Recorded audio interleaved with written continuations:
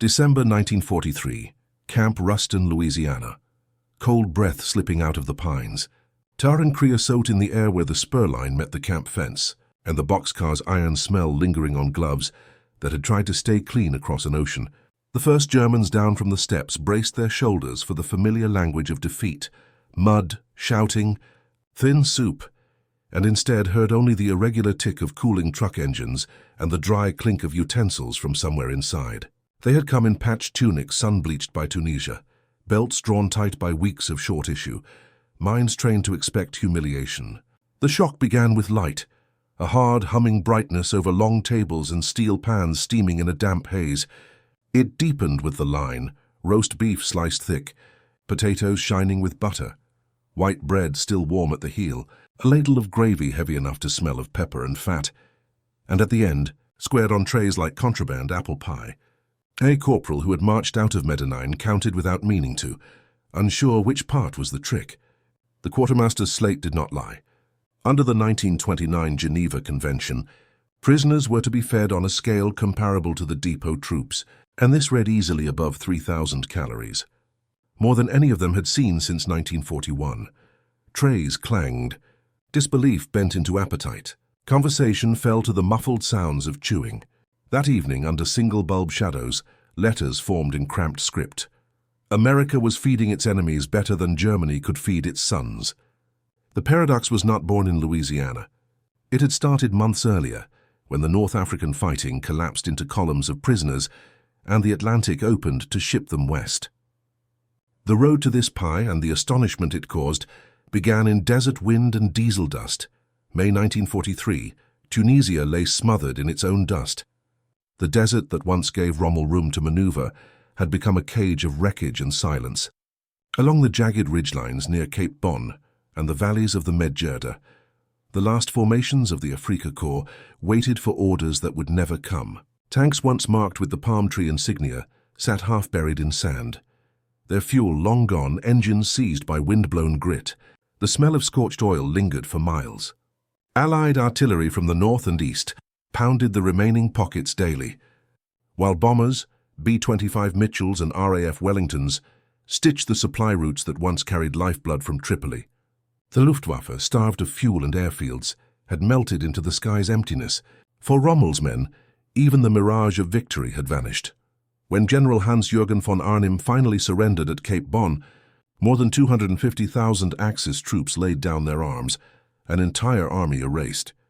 For the Germans, it was Stalingrad's echo in another climate.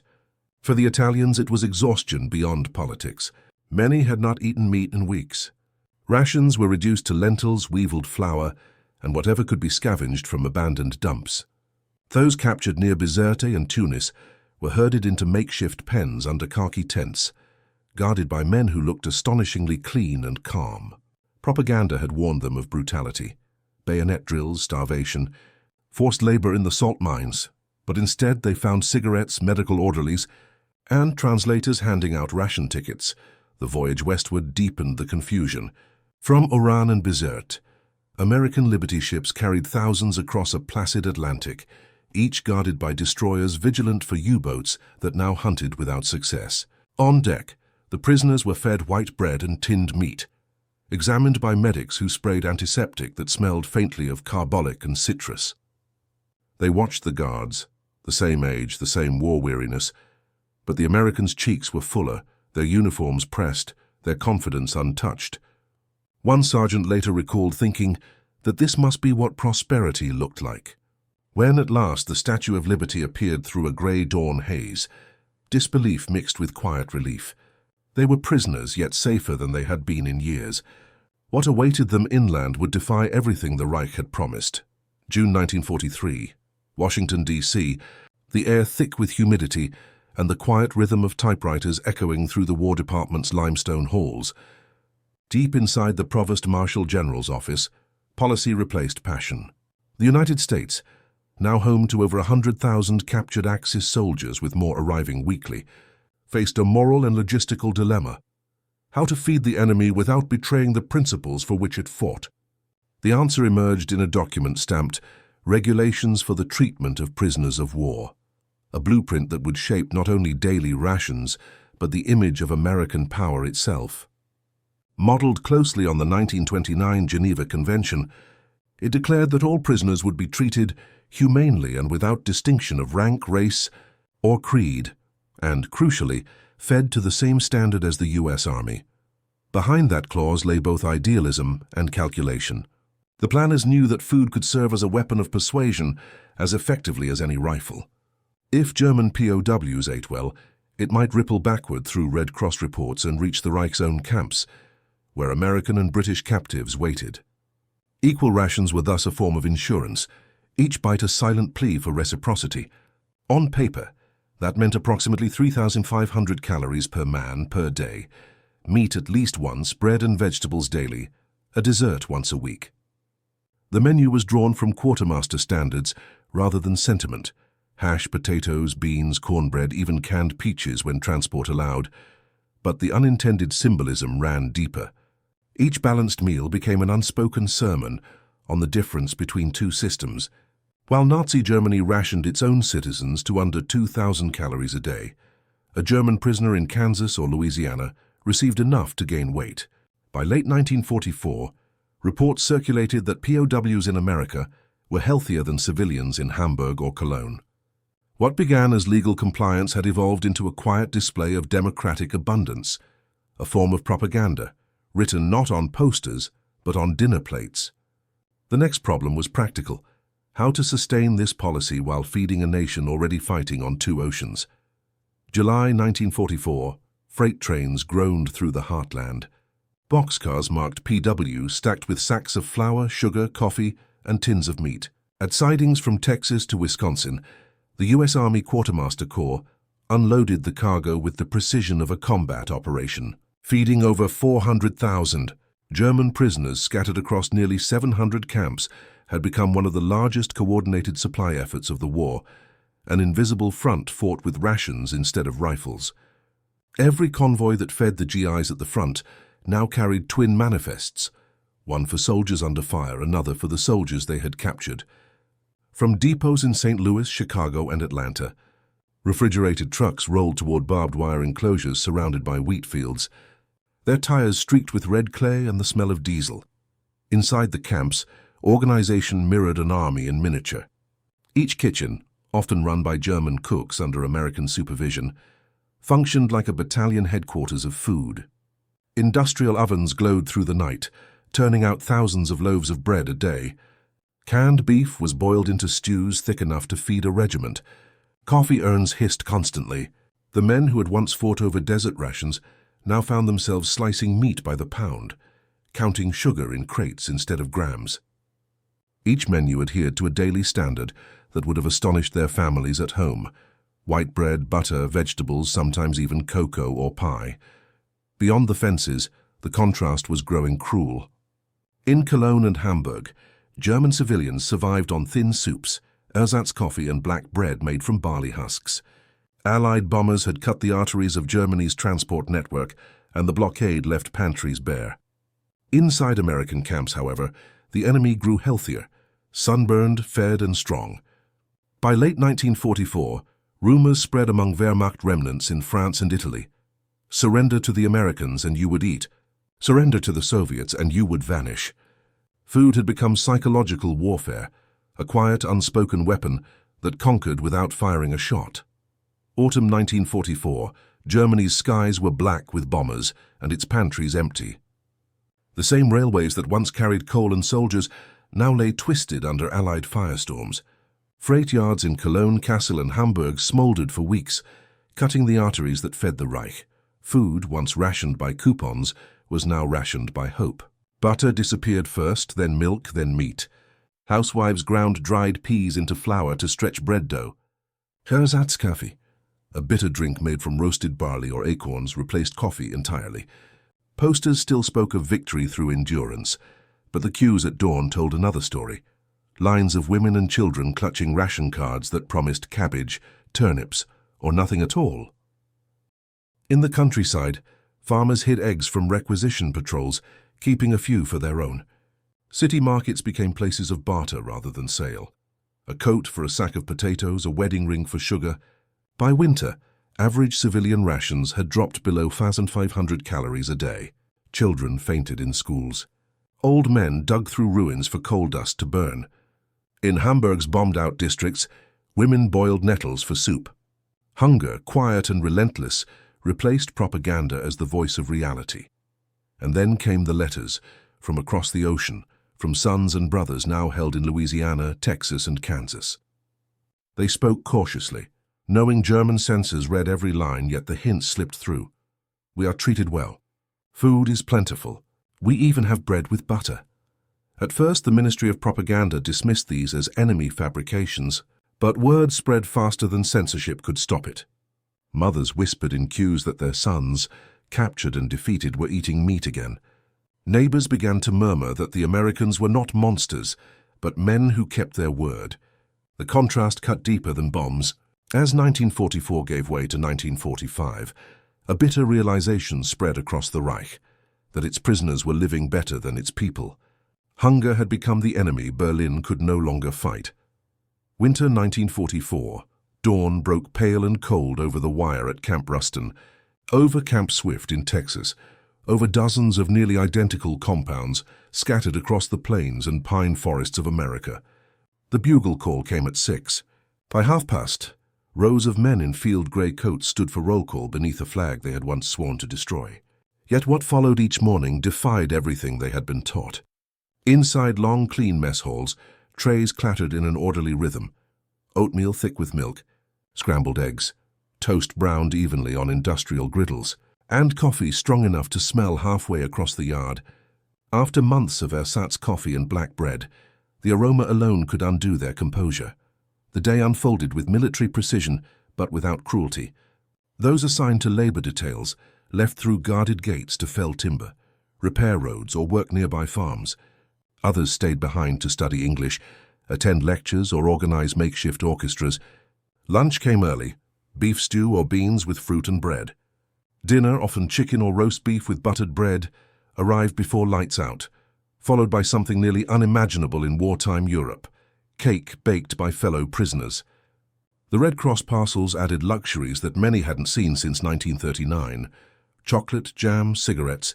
Soap and vegetable gardens inside the compounds yielded fresh tomatoes, carrots, and lettuce in summer.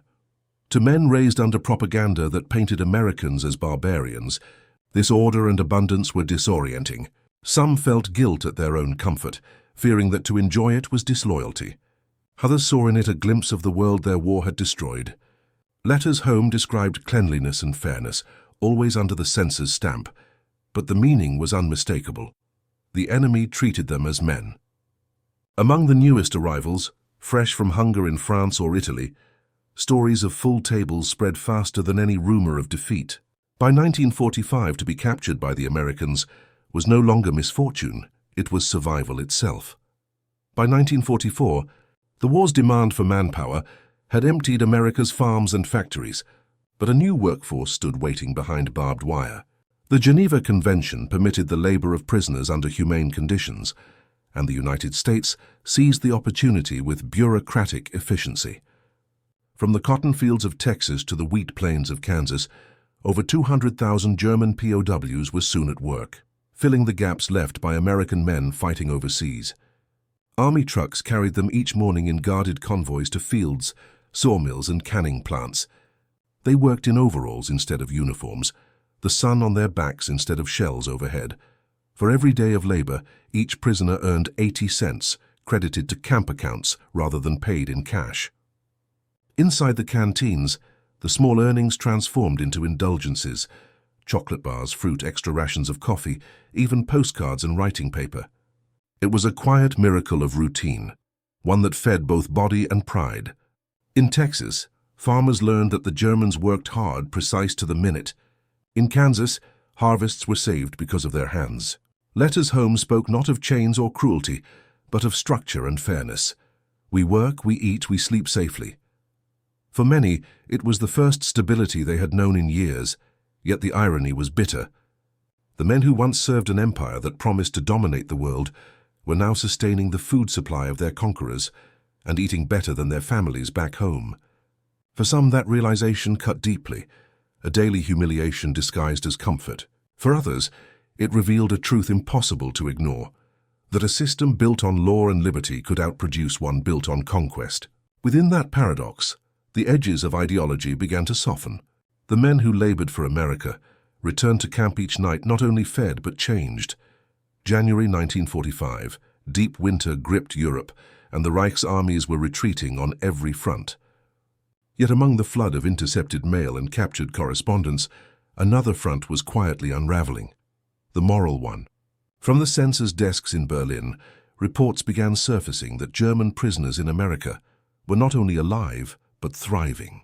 Letters, carefully worded to slip past inspection, spoke of warm beds, clean barracks, and meals with butter, sugar, and milk. Some even mentioned cigarettes and coffee, luxuries that ordinary civilians in Frankfurt or Munich had not seen in years. The propaganda ministry under Joseph Goebbels moved swiftly to denounce these accounts as enemy fabrications, warning that anyone spreading such tales was aiding the foe. But disbelief was no longer easy to maintain when even repatriated wounded from prisoner exchanges confirmed what the letters claimed. Inside the Wehrmacht's intelligence branch, analysts wrote confidential memos acknowledging the truth. They compared the treatment of Germans in America to that of Allied prisoners in the Reich, Stalag Luft III, Stalag 7a, Kolditz, and the contrast was damning. In Germany, food stocks had shrunk so drastically that Allied POWs received less than 1,200 calories a day, often black bread and thin soup. In America, German prisoners gained weight. Word of this difference seeped to the front lines, where exhausted soldiers began muttering that the surest path to survival was capture by the Americans. Censorship units confiscated letters describing abundance, fearing mass desertion. Still, rumors outran control, carried by returning wounded and neutral intermediaries in Switzerland and Sweden. Reports reaching the Vatican and the Red Cross painted a consistent picture. The United States not only obeyed the Geneva Convention, it exceeded it.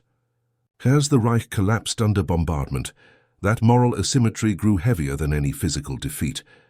To millions still fighting amid ruins, the realization was corrosive. The enemy had preserved the humanity Germany claimed to defend. America's abundance had become its most convincing argument. April 1945. Germany was no longer a nation, but a landscape of ruin. The Reich's cities had become hollow shells, their streets choked with brick dust and silence. Berlin's skyline was a forest of chimneys without roofs. Hamburg and Dresden were oceans of ash. Railway bridges lay twisted over rivers, their girders bent like the ribs of starved beasts. What food still existed moved by handcart and rumor. In bombed cellars, families boiled potato peels for soup thickened with sawdust flour. The Ministry of Food admitted privately that the average civilian now received fewer than 1,500 calories a day, less than half what a German prisoner of war ate in America. Diseases born of hunger, tuberculosis, scurvy, edema, spread faster than propaganda could mask them. Across the ocean, the contrast bordered on surreal. In Kansas and Colorado, German prisoners plowed fertile soil beneath wide blue skies, their skin darkened by sun, their bodies filled out from regular meals. In Texas, guards reported prisoners gaining weight even through winter. On Christmas 1944, turkey with cranberry sauce had been served in many camps, along with pie and coffee, the same menu eaten by U.S. troops abroad. Letters home spoke of these feasts with disbelief, written in tones both grateful and guilty. "We, the defeated, are being treated like humans while our own people starve," one wrote. For those who read such words in the rubble of Cologne or Bremen, it felt like heresy wrapped in mercy. As Allied armies closed in from east and west, the truth became impossible to ignore. The war's moral axis had shifted. The conquerors showed compassion. The regime that promised glory had brought only famine. Many POWs in America began to dread repatriation, fearing not punishment but hunger. The Reich's defeat was total, not only measured in lost territory or tanks, but in the quiet revelation that decency itself had become a weapon of victory. Spring 1946, the Liberty ships that had once carried soldiers and supplies to war now bore their quiet cargo of returning prisoners. From New York and Norfolk, convoys steamed east across a tranquil Atlantic, their decks crowded with men in faded field gray, watching gulls wheel over the horizon. They had left America fed, rested, and clothed. They returned to a homeland unrecognizable. When the ships docked at Bremerhaven or Cuxhaven, the first thing they saw was absence. Harbors flattened, cranes rusted, warehouses gutted by fire. Trains took them south through landscapes still raw with ruin, bridges half rebuilt, villages blackened, and the skeletal remains of factories that once promised victory.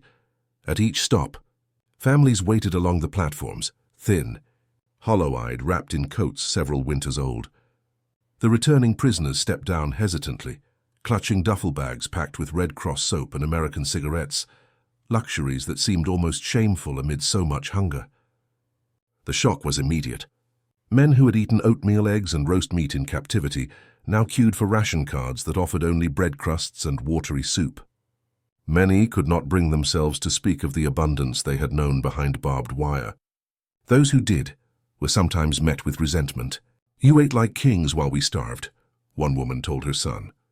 The guilt of the well-fed became a quiet burden, a reminder that survival had been both gift and accident. German psychologists later called it Umkehrschock, reverse deprivation shock, the disorientation of returning to scarcity after comfort. Yet within that discomfort lay transformation. The former prisoners had seen a different kind of order, one built not on fear but on fairness. They had learned that democracy could organize abundance without cruelty. In the years that followed, many became advocates for rebuilding a humane and disciplined society, guided not by domination but by decency. For them, the taste of freedom had been literal: bread, butter, and coffee shared without hatred, and it remained the flavor of the Germany they hoped to create. By the final years of the war, the American system for handling prisoners of war had become something larger than an administrative success. It was, in retrospect, an act of moral engineering. What began as adherence to the Geneva Convention evolved into what historians would later call moral logistics, the deliberate choice to extend decency as a form of strength. Feeding the enemy was not charity, it was a demonstration.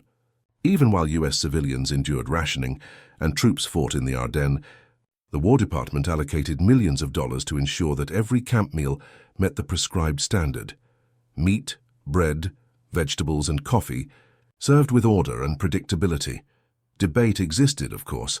Newspapers occasionally questioned why German soldiers, the very men who had fired on American sons, should eat white bread and butter while families at home made do with substitutes. Yet supporters within the government and the Red Cross argued that this was precisely what separated civilization from savagery. The true victory, they said, was to remain human while defeating inhumanity. Red Cross inspections confirmed that the United States operated some of the most compliant and humane POW facilities in modern history. For the men behind the wire, that humanity became its own education. Each meal delivered on time, each rule enforced without malice, taught a lesson that no pamphlet could match. They saw that discipline did not require fear, that authority could exist without cruelty, and that freedom could organize abundance more efficiently than tyranny could command obedience. Their full stomachs became quiet symbols of democracy's strength. When these men returned home, many carried with them not only the memory of food, but the understanding that nourishment, both physical and moral, was the foundation of peace. In that sense, America had not just fed prisoners, it had fed an idea. By the early 1950s, the men who had once worn field gray behind American barbed wire were helping to rebuild the nation they had seen collapse. Many of them carried not bitterness but perspective. Writer Hans Haber would later describe his captivity as an education in order and fairness, while engineer and future politician Heinz Kuhn credited his years in an American camp for teaching him how democracy functioned in practice. They were not alone. Across West Germany, thousands of former POWs quietly applied lessons learned in captivity, discipline without cruelty, productivity without coercion, to the task of reconstruction. Their experience had shown them that strength could reside in efficiency, not domination, in abundance, not control. That same moral logic reappeared on a grander scale in 1948, when the Marshall Plan began feeding Europe before rebuilding it. Its architects had seen the proof during the war itself. A system that could sustain both armies and enemies was capable of sustaining peace. American occupation policy in Germany drew directly from the principles refined in POW administration. Stabilize food supply first, restore dignity through nourishment, then rebuild institutions. In mess halls and relief stations from Bremen to Munich, the lesson repeated. Hunger breeds hatred. Bread breeds stability. Academics later called it the POW nutrition paradox, that wartime America had demonstrated how moral logistics could coexist with global conflict. The humane treatment of prisoners became a case study in military ethics and a cornerstone of post-war humanitarian law. Yet its deeper legacy was cultural, not bureaucratic. Across Europe's memory, the image of well-fed German prisoners remained a quiet monument to restraint. The proof that victory defined by mercy endures long after conquest fades.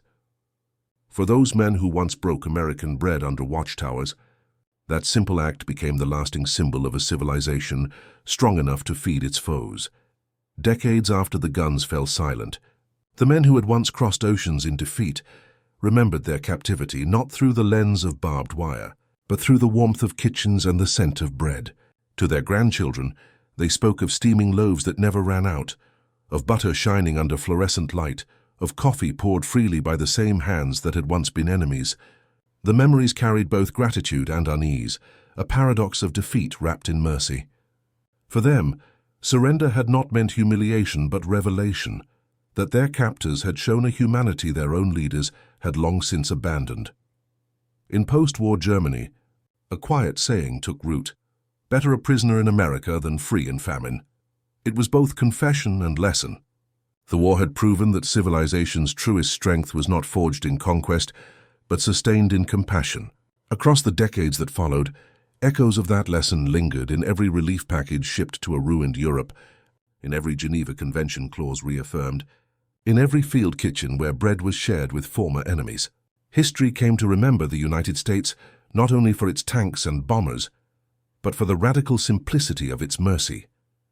In the end, it was not starvation that broke the German spirit. It was the realization that the enemy had fed them with a generosity their own empire could not imagine. The taste of defeat, they found, was unexpectedly human.